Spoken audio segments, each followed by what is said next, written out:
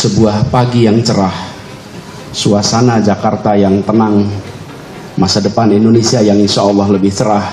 Kita berkumpul di tempat ini yang insya Allah membuat babak baru untuk perjalanan Nasdem dan perjalanan Indonesia ke depan. Kami mencita-citakan demokrasi Indonesia yang matang, yang menjadi tempat persandingan keragaman dengan kesatuan, dinamika dengan ketertiban, kompetisi dengan persamaan, kebebasan dengan kesejahteraan. Pesan itu saya pegang terus, pesan itu saya ingat terus, pesan itu saya bawa terus sejak dibacakan pada saat itu.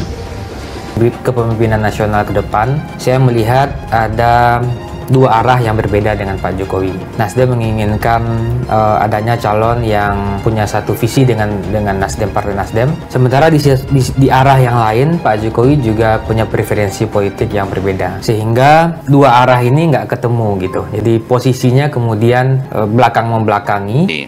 Dari partai sekarang ya terus terang kita lagi menyiapkan dia, tapi kan kembali bukan pada Partai Nasdem, tapi kembali kepada Sahroni sebagai salah satu figur politik di Partai Nasdem yang disiapkan.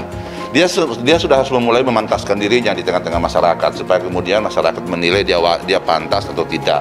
Nah, peluang yang diberikan oleh Partai Nasdem tidak serta-merta adalah tiket untuk maju. Dari tadi pagi dari jam 9 melakukan rakernas, kemudian disambung dengan silaturahim bersama 50 tokoh perubahan. Luar biasa, tokoh-tokoh nasional semua hadir dan kita membicarakan hal-hal yang konkret apa yang akan dilakukan oleh para relawan ke depan. Jadi bukan lagi yel-yel, bukan lagi jargon, tapi lebih pada rencana-rencana taktis yang akan kita lakukan di TPS masing-masing. Memang mungkin juga dugaan saya karena ada beberapa isu-isu strategis yang mungkin Bapak Anies berbeda sikap dengan Pak Jokowi pada isu-isu strategis, dan itu membuat mungkin pemerintah merasa kurang nyaman. Memang dari sisi koalisi tentu Presiden sebagai kepala negara dengan kepala pemerintahan tentu tidak bisa juga mendorong partai-partai untuk satu suara dengan Presiden karena partai tentu punya preferensinya sendiri. Tetapi karena sekarang pemerintah sedang fokus pada beberapa isu-isu strategis ya, dan tentu juga Pak Jokowi punya kepentingan juga untuk misalnya memastikan program-program pemerintahan berikutnya itu inline dengan apa yang dilakukan sekarang.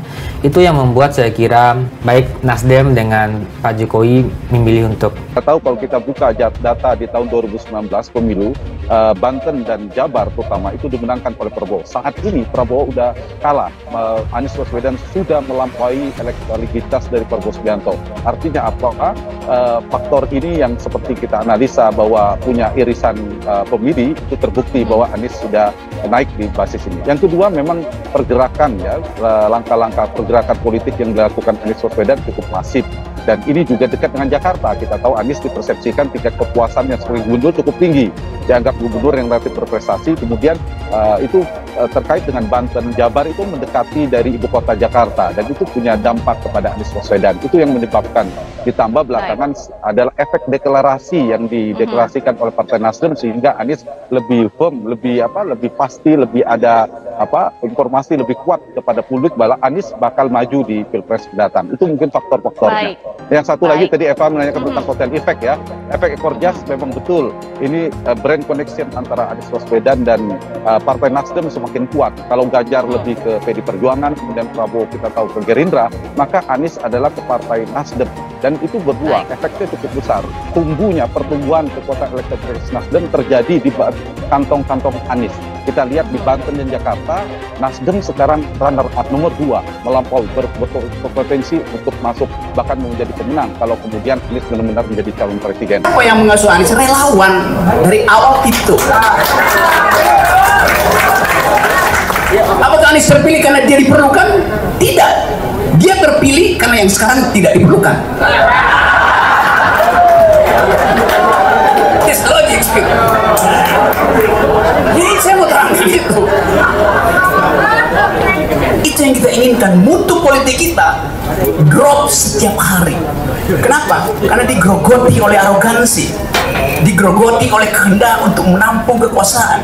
digerogoti oleh ide 3 periode, perpanjangan, penundaan segala macam. Kita nggak baca bahwa sejarah sedang berubah.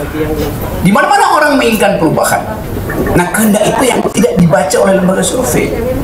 Karena tidak mungkin lembaga survei disuruh membaca kehendak zaman. Lembaga survei di-brief untuk membaca kehendak Jokowi, itu aja. Itu poinnya begitu. Jadi teman-teman, kita singkat aja peristiwa ini adalah momentum yang sudah bergerak, dan dia seperti snowing balls, batu yang meluncur dari gunung, nggak ada yang bisa tahan. Efek mencapreskan Anies, elektabilitas Nasdem di DKI Jakarta melonjak. Dikutip dari medcom.id Jakarta, bakal calon anggota legislatif Bacalek DPR dan DPRD DKI dari Partai Nasdem melakukan silaturahmi dan konsolidasi. Agenda ini dilakukan untuk mempererat hubungan antar caleg Nasdem dan mendiskusikan mobilitas politik di daerah pemilihan Dapil. Daftar calon sementara DCS caleg Nasdem DKI terdiri dari 106 calon anggota DPRD dan 21 calon anggota DPR. Ketua Teritorial Jawa 1 DPP Nasdem Ahmad Effendi Choiri menyebutkan elektabilitas Nasdem sudah berkembang sejak mengusung Anies Baswedan sebagai bakal calon presiden Baca Pres. Ini nikmat setelah kita mengusungkan Anies. Di Jaktim, suara Nasdem berkembang dari 0 jadi 7,4%. Ada kenaikan elektabilitas. Jakpus sekitar 6,3%. Jakbar hampir 10% dan ada 2 dapil di Jaksel ada 2. Kata Effendi, Jakarta Sabtu 27 Mei 2023. Effendi menekankan para caleg harus selalu memperkenalkan logo partai agar lebih dikenal khalayak. Dia juga meminta para caleg memaksimalkan promosi pribadi maupun capres dan Nasdem. Struktur partai harus bekerja maksimal, tetap memasang logo Nasdem dengan nomornya. Saya mau memberikan tekanan bahwa popularitas logo partai masih rendah dan belum mencapai 40%, ujar Effendi. Dia menyampaikan para caleg harus bisa memperkenalkan dirinya, logo dan nomor partai, karena partai turut andil dalam pemenangan mereka. Institusi partai bukan hanya memperkenalkan diri sebagai caleg, lebih ke memperkenalkan logo partai dan nomornya. Karena ini partai punya andil untuk memenangkan, mempublikasikan, dan membuat elektabilitas tinggi, ujar dia. Effendi menekankan para caleg harus selalu memperkenalkan logo partai agar lebih dikenal khalayak. Dia juga meminta para caleg memaksimalkan promosi pribadi maupun capres dan Nasdem.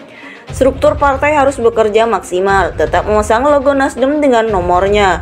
Saya mau memberikan tekanan bahwa popularitas logo partai masih rendah dan belum mencapai 40%, ujar Effendi.